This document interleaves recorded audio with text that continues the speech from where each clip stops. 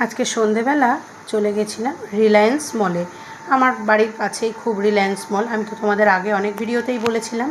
তো রিলায়েন্সে গেছিলাম টুকিটাকি কিছু কেনাকাটা করার জন্য বা কিছু অফার টফার দিচ্ছে কিনা সেটা দেখার জন্য। রিলায়েন্সে মাঝে মাঝে কিছু না কিছু জিনিসপত্রের অফার চলে। তো গিয়ে যথারীতি অফারের জায়গায় চলে গেছিলাম। সেভাবে কিছু অফার দিচ্ছিল না।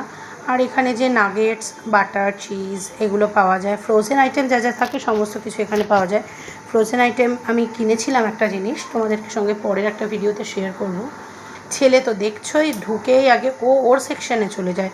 ওর সেকশান যেখানে বল, ব্যাট, খেলনার কাউন্টার, ও সেগুলোতে চলে যায়। গিয়ে আগে বল দেখছে, ওর দাদাকে দিয়ে দেখাচ্ছে কোন বলটা ড্রপিং ভালো হয়। তো সেগুলো ও করছিল।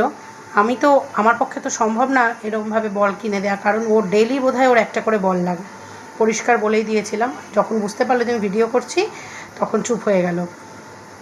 তারপরে ওর বায়নায় যথারীতি ও কিনেছিল এই চকলেটটা, আর এই যে নেসক্যাফের যেটা দেখছো এই মিল্কশেকটা কিনেছিল। গেলে তো একটা না একটা জিনিস ওর লাগবেই। শুধু এইটুকু না, ওর জিনিসপত্র আরও অনেক কিছুই কেনা হয়েছিল। আপাতত এইটুকু ভিডিও করলাম, তাই তোমাদেরকে দেখালাম।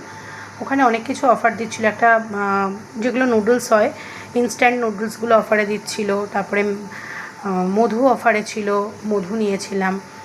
আর ওর জন্য দুধ দিয়ে খায়, যে ও চকোস খায়, চকোসগুলো অফারে ছিল বলে চকোস নিয়েছিলাম।